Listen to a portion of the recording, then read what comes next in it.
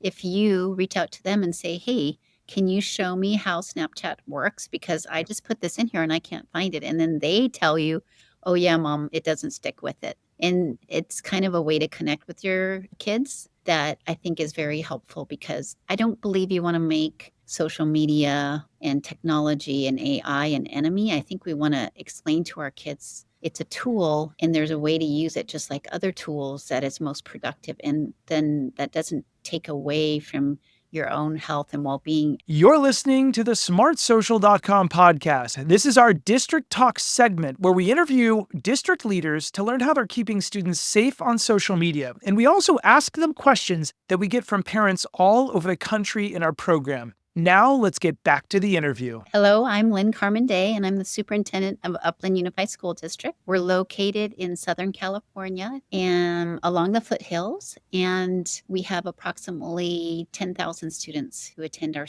14 schools. Superintendent, I'm so excited to have you here today for so many reasons. To all of our listeners today, whether you're a parent, a superintendent, a guardian, or anyone in between, Smart Social is here to support you in keeping your kids safe and successful. What does successful mean? That means not only are we protecting them from too much screen time and predators and dangerous people and bullying, but also sometimes we're helping them someday to shine online, to get that dream job, career, internship, and really move on so that when they're 25, they're launched into a way that they can manage these new digital tools in a way that's safe and resilient. That's our dream here. Parents, if any of the tips that we give you are ones that maybe you've made a mistake on in the past, there is no shame. We are here to support you. If I had pom-poms, I'd be rooting for you because we want to support you through this difficult journey that is parenting. Superintendent, I got to tell you, I'm really excited about you because I grew up not far from your school district. I grew up in Arcadia, California. What is that, a 20-minute drive, you think?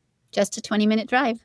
Yeah, and the foothills, I grew up looking at the foothills in Southern California. For all of our listeners, just a gorgeous area. You've got these beautiful foothills that you look at, and it's the suburbs. I like to call it the suburbs. I think it's really great. I grew up by Pasadena, and you live east about 20 minutes of that. So I'm excited about Southern California, but I know that all of our listeners realize, whether you're listening or watching, we all have the same struggles. Every community is different, but every kid has, and for all of our listeners, I'm holding up an iPhone.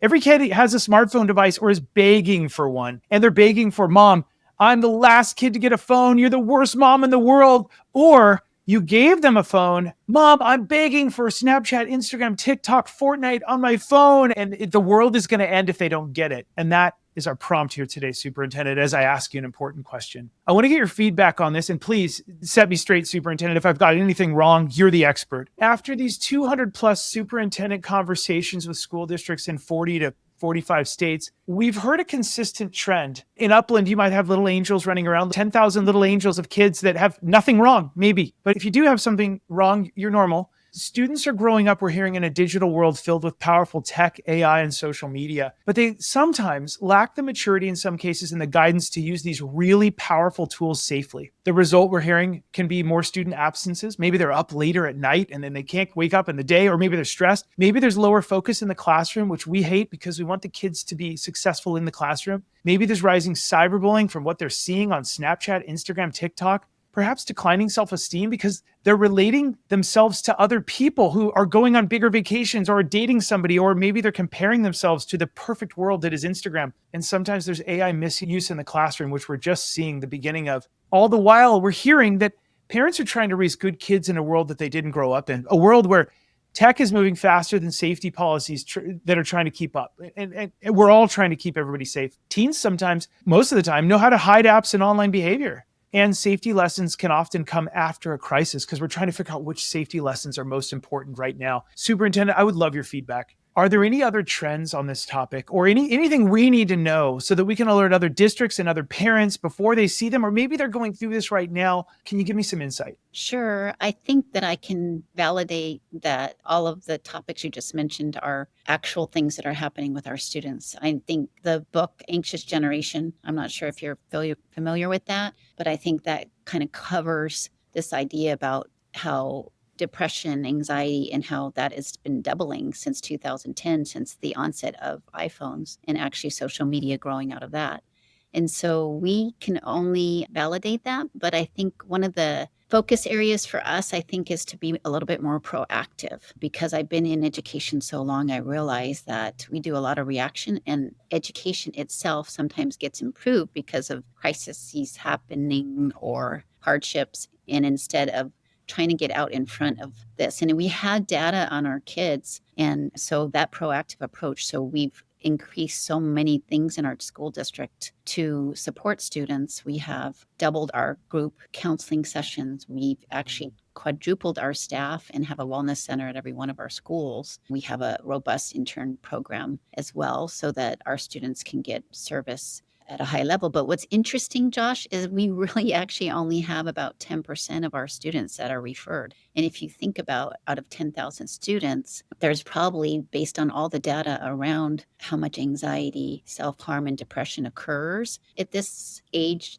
from elementary through high school, that we are probably falling short of really connecting with all of them. And that's why we do have to partner with our families, the Mhm. community, to make sure that we're not missing our kids and that no one slips through the cracks, and that everyone can have the support they need to be successful in school, but also just as a citizen in the future, and that they have that well-being. Yeah, so true. I want to double click on a couple of things you said. I love the proactive approach. Group counseling sessions and intern program. Talk to me a little bit about that intern program. What does that mean for our listeners? Can you walk us through what that looks like for the kiddo? Sure, it just means more access to mental health support, or social emotional support is probably more appropriate politically. But it just means that we have more adults to support the kids. And it's a program that we have licensed clinicians in either behavior therapy or counseling. And then we have individuals who are getting their hours and then at the university level, and they come in and they get those hours with us. Amazing. And they're giving time to the kiddos to listen, learn, and any help is wonderful for the kids, for the students, right? Yes, Uh, and supervised help, Yeah. and there's very strict support to how we do that, and but Yeah. it's been a big asset for our community. Yeah, I could see students. And what I love about that too is sometimes, and I'm a public school kid, love it. Arcadia school district, yay. Very similar Mhm. to Upland. Just love the Southern California public school system. But I know that sometimes people say there's not enough counselors for kids. So I love that you brought it in and you're supplementing your amazing counselors and stuff with other resources that are supervised, but it gives you more resources for the kids, right? Absolutely. Same thing with community partnerships. We have such a Mm. robust partnership. And then also the state has really done, I think, a thoughtful job in adding the CYBHI, which is a Child Youth Behavioral Health Initiative, where we can get reimbursements and more help can come into our school system to provide support to our kids. And I think that's something, we don't do enough applauding of our state system sometimes, but that seems like a very positive for our future. Parents, I think the theme of this episode is becoming hidden. Is there a lot of screen time? How does it make kids feel? And how do we help pull them out of that? The superintendent's got kind of a really cool two themes that she's going to share in the upcoming segment here in just a minute. And then also at the very end, parents, stay to the end because I'm going to get you some dialogue starters that you can use to ask your kids if you want to, or just memorize one of them, make it your own. Ask them in the car ride home, on the way to school, or on the way home. Shoulder to shoulder seems to be the best for boys. At least they don't want to look you in the face like, "Mom, you're uncool," and that's normal. But also dinner time, if you, it's tough. But let's take these phones and let's put them in a bin in the other room and force the kids to eat with us and have a chat. They're going to hate you the first week, and then after that, they might look forward to it. So stay tuned because in just a minute, we're going to be able to do that. Now, for all of our listeners, you know that I host 50 plus parent night events a year virtually live from Los Angeles, California. And we literally are serving 2 million people. I get a lot of questions from parents. Here's a really hot one. Parents say, "Josh, what advice would you give a student to help them recognize some of these red flags of a dangerous stranger online?" We try and be proactive to say, if we show you these dangerous strangers and how they talk to you, then you can look that over, tell your parents, and you'll avoid it. But let's not hear from me. Let's hear from a real teen about how she might help one of her friends recognize these red flags. Parents, this is from one of our live evening events. We're going to tell you, if your district is a partner, how you can come and win prizes by bringing your kids and listening to these teen talks. And the kids go, "Wow, this is kind of interesting, Mom. A real teen is telling me what to do rather than my mom."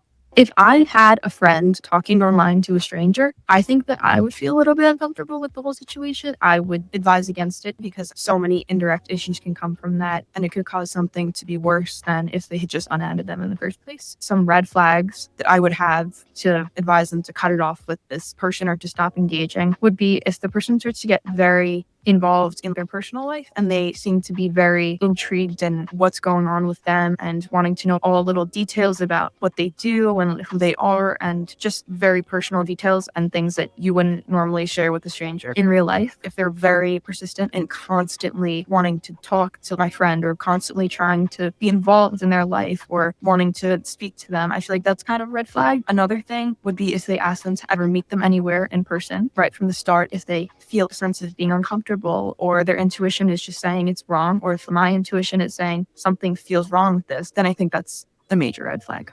Parents, at every one of our parent night events, we have real teens teaching. We've got these weekly live parent events. We do about 50 to 60 a year. There's always something for you to join. And there's a giveaway. So if you come, your district's a partner. If you attend the event, you're auto-entered to win a 3D printer, a Bluetooth speaker, or a Kindle. There's teens of the program, so a lot of parents are bringing their teens to learn along the way, and the teens roll their eyes a lot less when they're learning from their peers. And there's a premium parent newsletter. Parents, this is what it looks like all over the country when you attend these events. When it starts going right after a little parent engagement, you start getting ahead of your kids. You're learning the emojis they're looking at. You're learning their hidden little things, skibbity and all these other words that they're using. This is what it looks like. This was around Christmas. We're on the news about 34 times in the last few years, but let's see what that looks like so you can see. Many kids as young as 10 years old will be unwrapping a cell phone for Christmas, but one school district is offering parents a gift this year, a tool to help them protect their kids using their cell phones. It's really about safety. It's about safety of our learners. Right now, College Community says about 400 parents are using the platform smartsocial.com that's covered by the district's general funding. The hope is to partner with parents so they're able to keep their kids safe. There's this tool that they didn't grow up with, or they grew up with, maybe one or two apps on that tool, and now their students are living in this world. We just believe that, protecting students is not just confined to the 7-hour school day. Their safety is important to us beyond that. Smart Social's founder, Josh Oak, says he's been speaking about safety tips at schools across dozens of states, now reaching even more families by hosting live online Q&As and providing parents pointers. The goal, preventing potentially dangerous situations, like chatting with strangers and cyberbullying. You won't be there for them forever. We want to make sure they're resilient and awesome using these new tools, and that they come to you when they need you, and that they make wise decisions when you're not around. College Community says parents have been giving positive feedback about the program as it continues to track students' online safety habits. The more parents know about how students are using technology, how they can use it appropriately, how they can maybe use it inappropriately, or what apps are doing. The apps continue to change. The interfaces continue to change. Some of the potential safety risks for students continue to change. Parents, remember that if your district is a partner on smartsocial.com, we have incredible resources. You don't even have to come to our live events. We have the best resource on TikTok, Instagram, YouTube, Snapchat, Fortnite, Minecraft, Roblox, Netflix, WhatsApp, and 450 more. We have an army of parents just like you doing the research to make it available for you after hours in the evening. We're in 12 languages, or you can come to our live events that happen every single week, sometimes twice a week. You're auto-entered for a chance to win a fun prize for you. And if you want to give it to your kid, you can. But that's the Kindle, the 3D printer, or the Bluetooth speaker. We're promoting at-home learning and fun and music and so on. You can reduce arguments with a family media plan, AI workshop, tools to build smarter routines, habits, and goals using AI. Let's not hide from it. Let's use it smartly, all kinds of different things. And then we've got AI for student success for back to school, being proactive and productive, learning future skills, and reducing cheating. We have a big discussion. This one is guest presented by an 8th grade teacher. It is an English teacher that says, let's brainstorm earlier in the process so we understand how to use AI, but we write ourselves to learn. Blessed by school districts all over the country with that one. Okay, so I want to get back to our guest expert. Superintendent, there's a lot of advanced technology that's happening in AI and everything else. How do you think education as a whole is handling this, and what tips do you have for other superintendents nationwide? Thanks. That is such an important question because I think we have continued to use ongoing strategies over the years that have kind of yielded the same results: gradual growth in academic achievement, gradual support to our students' social emotional needs. However, it's a time for transformation. And I'm really proud of our district for that because we are looking at innovations. Because let's face it, if we continue on the way it is, our kids are disassociated. They do have this idea that we're going through the motions, but they're not being fully engaged. And I saw a talk on the Ezra Klein show, and the author came in and was talking about how to get students more engaged. So they don't have the desire to be on social media as much. They don't have the desire to take time for other things because they're engaged in what's actually happening. And our schools have to be that same way too, where we're providing the relevance necessary. We're providing the hands on, we're providing all of those kinds of things that engage students. We enter play, and it's not all about worksheets, those kinds of things. And I think most of our school systems are modifying and changing and transforming to meet the needs, but we have a long way to go. And I think that's a significant journey that education needs to start, and they need to start today if they haven't. So well said. Okay, Superintendent, in addition to these 200 plus conversations that we've had across the country with your incredible peers, shout out to our superintendents who've lent us an hour to learn, to teach us. We've heard this from their communities. We're hearing that many parents feel a little bit overwhelmed. Not all of them, but we all want to learn. And we're all trying to keep up with fast moving online trends and digital safety risks. Also, we're hearing that students are finding ways to be clever and increase their screen time and bend the rules, especially when the expectations at school might differ significantly from those at home. Superintendent, what trends or pain points are you seeing when it comes to parent engagement? And where do you feel families are struggling the most to stay informed or connected? Just listening to some of the speakers that came before me, I was interested in making mention of this idea that in our schools and at home, the kids are becoming disassociated with what's actually happening around them. And I think that is challenging in the classroom for our educators, but also at home. And I'm not only a superintendent who's been a teacher, an administrator, and a counselor, but I'm a mother of 5. And I think this idea is we know exactly how to manage these circumstances, and it's just not that easy. I mean, when the kids are asking for something that they think will be helpful to them and we're not 100% sure, we do need a resource to help us think through, what we can do at home as parents as well. And I think the biggest thing is to really partner with the school. And my advice too is, as a parent with counseling background and superintendent, is that we can't really judge our kids for this. We really do have to be more curious and maybe ask some of the questions that you saw earlier from that high school student that was sharing. And I think the other idea really is to self-educate as much as possible. That's where our school district, and it looks like Smart Social too, are open to having information sessions and answering specific questions, and all of this being proactive so that we don't have to go back and figure out how to provide counseling or some of those things for our kids after the fact. I hear from a lot of parents nationwide, and my parent, pre-COVID, I went to 29 states for speeches. Now we do it live from webinars. And I heard this one saying from a lot of parents, and to all of our listeners and viewers, I want to cheerlead you with my fake pom-poms that I have here, rooting for you, making the hard decisions to keep your kids great. A lot of parents would tell me, Superintendent, Josh, I'm just not good at Snapchat, or I'm not tech savvy. And I want to remind everyone here, the words that we use on ourselves can really keep us from ever learning. So I want you, parents, I'm going to have a little pep talk with you. And I want to remind you, and I've done this in over half the country, I want you to say, Josh, I'm learning Snapchat. Josh, I'm learning TikTok. Because A, you got to be where your kids are at. And B, you can't be too hard on yourself. Like, I'm not tech savvy. No. Josh, I'm learning technology. And then your brain goes, well, I'm open to new things. I'm going to learn. And you stop. There's no lid on it. You're open. You are a Tupperware that has its lid off, and we're able to put things in.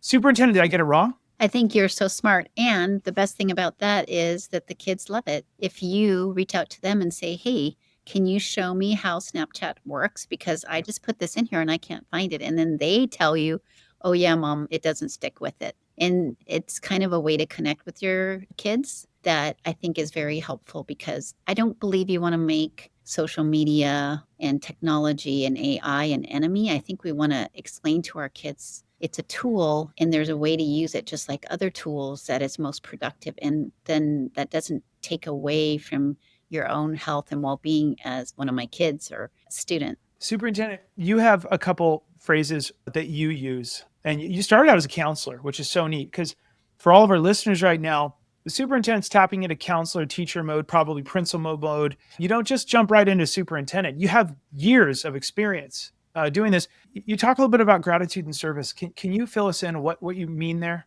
Oh, yeah. I was sharing earlier my secret sauce that I don't only just deliver to our families, parents, but my colleagues, students, my own kids and family. But it's the secret sauce of gratitude, which helps us get out of ourself. And a lot of times when we have moments of depression or where we're not feeling great, it just takes us getting out of our own self focus to be more positive. It releases chemicals in our brain that are actually an advantage. It removes the cortisol that is kind of a stressor for us. So that's a really positive thing. It helps us recognize positive things around us versus thinking that we're in kind of a diminished state. And then the idea of service kind of does the same thing. It gets us out of our own self focus into helping others and doing things that might bring energy to yourself and others. And you feel pretty good about yourself and you help and serve others. And I think we can all recognize that. So that's my secret sauce for getting into a better space when you're in a hard space. And it seems so simple, but it's so powerful. And if we do those things as a parent at the dinner table, or we have game night and sometimes my daughter and I have actually had conversations where we're both feeling kind of a little bummed out. So we practice a game where we do 10 things we're grateful for. And then if we get out of it, that's great. But usually it takes another 10 and we can't repeat. So we try to do kinds of things like that kind of heal us and make us realize, wow, we're actually in a pretty good space. We're not in such a bad space. I was just wanting to say, because it really is so important to me. And if we can't get out of a space like that, and as a parent or educator, we realize that we have students and kids that sometimes can't, then we don't hesitate to get help. Help means that you're empowering your own abilities by reaching out to the school district and saying, hey, I need some help. And then we actually reach out to our community sometimes if we feel like we don't have the strength or the internal ability to support a student. And we'll even reach out and get even a greater level of support for students if necessary. But don't ever hesitate, because it's the right thing to take care of our kids. And what that looks like is different for every person and every family. And I wanted to make sure I made note of that. Thanks for letting me do that, Josh. Absolutely. I love the gratitude thing, because there's something that my team and I do. Like if something bad goes wrong, we always say it could have been worse. Like maybe there's a reason why this isn't happening. And maybe we just saved ourselves from a huge problem. And every listener right now has probably either didn't get that promotion or maybe lost a job because of something. And there's probably something hidden behind it, that the window needed to open or the door closed. There's like 14 windows that open. And another thing that's really relevant with kiddos is not only I love the gratitude, but every parent's seen this. Hey, if we force ourselves to smile, our mood changes. If we have to smile, the action, your mood kind of follows the action. You're like, I don't even know how not to be upset, right? And the gratitude is the internal version of that. I'm very practical and tactile. I don't want to sound all foo-fooey for our listeners, but as a leader, and we want your kids to be leaders, gratitude and then service, being of service to others. It's hard to be upset with yourself. Like the superintendent said, you get out of your own way and you're helping others. Any example, before we move on to the next topic, is there an example of a topic or a type of service that parents could do with their kids to serve the community? Absolutely, especially during holidays that we typically celebrate in America. Any kind of giving where my kids and I have actually created gifts. They use their own savings to purchase, and then we created gift packs. And then also, if there's going to be any kind of trips that you take with the family, doing some little positive note cards that you hand out when you're meeting new people. It's kind of a fun thing to do together. But anything that you do together with your kids is teaching them that, hey, you can impact others. You don't need a lot of money to do that. You can impact others by deciding that you're going to say something nice about what they're wearing, and you can model that for your kids. And those kinds of things actually bring really a lot of positivity. And I don't know about it being as much as a smile on your face, but it's definitely something where you can do acts of service. And then there's plenty that the community is open to, inviting individuals. And especially if you think about it, Josh, I know this isn't mentioned as much, but I have a real heart for the elderly. And we can always do things because companionship costs nothing. And we can always reach out to elderly or places where elderly gather and be a real light for them. That's beautiful. I want to share this with everyone as well on that same topic. One of the biggest themes here is how do we reduce screen time here today, get closer to our kids, and realize the school district and your school and your principal and your counselors are there for you. So let's go to them more often. But also, let me tell you a way you can do this at home, parents. This is one of our favorite things. In my 60 plus 50 to 60 live events I do a year, live from Los Angeles at smartsocial.com, we give everybody dialogue starters at the end. Key takeaways, parents rave about this. So like, please let me screenshot that. Parents, screenshot this. Here we go. So the first thing I want to talk to everybody about is here's some possible dialogue starters you can steal, adapt, use in the car, memorize one. I don't know. Here's something you could say. Hey, son or daughter, what do you enjoy most about the show, the app, the video game that you're watching right now? And maybe they roll their eyes. Maybe they don't want to talk, but maybe they do open up. And by the way, you get 20 points just for asking the question, even if they don't answer, because they know they can come back to you in the future if they see something wrong. Hey, how do you feel after you've been in front of a screen for a long time? More energized or more tired? Why do you think that is? This is going to open up the chance for them to go, whoa, on TikTok after an hour, I really don't feel good. Oh my gosh, she'll talk to me about that? My mom, my dad, my guardian, my uncle, my aunt, I don't feel good after that. I try and get off of it. And then all of a sudden you go, well, and there's more. Let's keep going. If we set a goal this week for better screen time balance, like more outdoor time, family time, better sleep, what could we try together? Because now you've opened the window, like maybe too much screen time is not so great for us. What should we do in addition? And maybe they roll their eyes. I bet you they start opening up a little bit. Or next week, they're more inclined to do this. The goal is to get closer. The goal is to help them be more understanding of the pressures and their internal feelings so they can let out a little bit of that and get closer to you again. Would it be helpful, son, daughter, child, to set a timer when it's time to turn off screens so I don't have to nag you? Oh, does this give them the opportunity to come up with solutions? Mom, it really is annoying when you nag me because you don't understand that Fortnite is a 20-minute game. I can't really cancel it and just turn it off because there's 19 other people playing with me. And now you're like, oh, is that how that game works? Can you teach me how it works? Stuff like that. Okay, let's go on to the next page. And then superintendent, please think about your dialogue starters because I know as a counselor, you've got a couple of them. Okay, you could say, parents, when you're on your phone a lot, do you ever feel like you miss out on other things you enjoy? This is going to open up some ideas. You know what? Yeah, I'm not looking really outside at the car. Or maybe they go, no, I love all this. I don't think they will. I think it might get them thinking about other stuff. Who do you usually chat with online? Are they people you know in real life? Now, Smart Social Talks has a whole predator night, how to avoid the 7 things that predators will talk to your kids about, and literally give your kids the game plan so they see it and they go, whoa, stranger danger, but they know how it works. This might unlock a whole can of worms, and then you can go in and fix it if something's wrong. Who do you usually chat with online? Have you met them? Oh no, they're a Fortnite person that asked me to start chatting with them on this app, and we're friends now. Oh, okay, how does that work? And it might be somebody a little scary. Next, what's the hardest part about balancing screens, school, and friends? This might unlock struggles and stress that you didn't know that your kid has. It's really hard to get my homework done, or I'm not getting enough sleep. It's hard to put the phone down. Okay, next. And the last one, is there anything about being on social media or video games that ever makes you feel uncomfortable or stressed? And then just listen and see what they say. Superintendent, what's some of your favorite ones? Gosh, I really resonated with the ones where you're asking if any of it stresses you out or how it makes you feel, because I think for me I'm a person who goes on social media too, like other adults, I'm sure. And sometimes I just feel like, oh my goodness, I let 25 minutes lapse and I do not feel like I did anything productive. And I share that with my kids. And that's funny because they're more apt to acknowledge that, oh, that's how I feel than if I directly ask them, where I'm kind of like letting them know that I just feel like I'm just got in a little bit of a slump, and they're like, oh gosh, I hadn't thought of that. I think I feel that way too, because they can't always identify their feelings. You're really modeling vulnerability and weakness, and it shows them it's okay, and they align with that probably. Yeah, definitely. And also it's probably sometimes more than 25 minutes, but I wanted to look good on your podcast, so I only said 20. I know.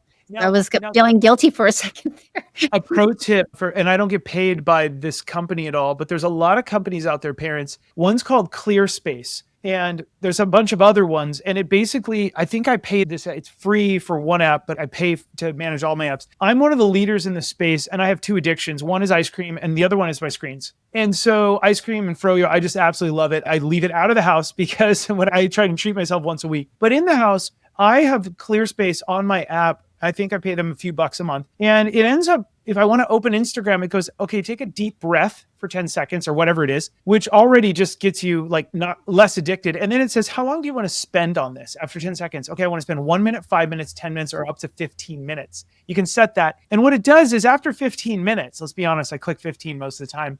It goes, hey, you have 1 minute left. You're at the 14-minute marker, and there's a little pop-up. And I go, oh, and then it closes, and I go, all right, I'll move on with the day. And so it really lets me plan my social media. And I'm going to be honest with you, it's an addiction. This stuff is really hard to manage for one of the leaders in the space. Again, they don't pay me, I pay them. Now, Superintendent, I wanted to just add, I really like that. I think my phone also will show me what kinds of apps I'm using without the amount of time. And I think you can look at that on your kids' phones, because I've done that before too, just to let you know. yeah, the Apple screen time and Yeah, the Google Play stuff, it's that good. helps. But The proactiveness is interesting as well. Oh, yeah. Proactiveness is much better. I agree. I wanted to also say that I didn't mention this earlier when I talked about partnering with families, but setting parameters is pretty significant. And I know we don't want to go to battle with our kids. So I always say, hey, provide choice. If you provide choice to your kids, usually they have a better chance of following whatever parameters you set. It's like, you can do this or you can do this. It's your choice. And one of them is that parameter. And usually if the parameter is the better choice, they will choose it. They're not going to choose to have to go take a break with a book or whatever that might be. I wanted to add that little tidbit of advice as well. I love that. I think it's a great idea. And then the kids get to choose. They get agency over themselves. They learned how to be little adults. Oh, I've got choices. Let me think about those choices. Parents, I want to walk you through one last time. Remember, if your district's a partner, join us. We've got the latest app guides, hundreds of them. We've got the live events. Come and enter for a chance to win. Get something really fun. Bring your kids if you like. Everything is teen friendly. Everything is middle school and high school friendly. Some people bring their elementary school kids. It's all G-rated. We're keeping kids safe. It's way cleaner than what they're going to see on TikTok. We're the safety people. We've got a lot of on-demand resources as well that you can dive into. Optimizing parental controls. Our brand is called Shine Online. We teach a lot of that. And then parents, if you scroll down, you're going to see what we call Josh Talk. We have Mom Talk. A lot of the moms in our program will actually do a chatting back and forth. I teach a lot of these really important safety procedures. And then we have Teen Talk as well. But you can see how some of the social media can stalk people. There's the new deepfake dangers, all the new things. And we cover this every single week. Some of the biggest things that put us on the news. They're here for you as a resource. All right. Hey, Superintendent, this has been a lot of fun. You took a lot of time out of your day job to contribute to us. Thank you so much for joining us today. Thank you for having me. It's been a pleasure, and I've enjoyed getting to share some thoughts. Thank you. For all of our listeners, remember to try and keep it light, bright, and polite as you post, because your kids are watching what you're modeling online. I'm Josh Oakes, the founder of smartsocial.com. We look forward to seeing you on the next episode. Have a great rest of the day. Take care. Thanks for listening to the smartsocial.com podcast. Smart Social helps parents understand technology and social media to keep their kids safe and successful. Be sure to join one of our weekly online live events to become the smartest parent on the block so you can keep your kids safe and protect their future. Also, don't miss our 450 plus online resources and replays you can watch on demand in multiple languages. Are you a school district wanting to unlock these resources for your parents? Reach out to us so we can protect your whole community each week. Have a great rest of the day, and we'll see you on the next episode.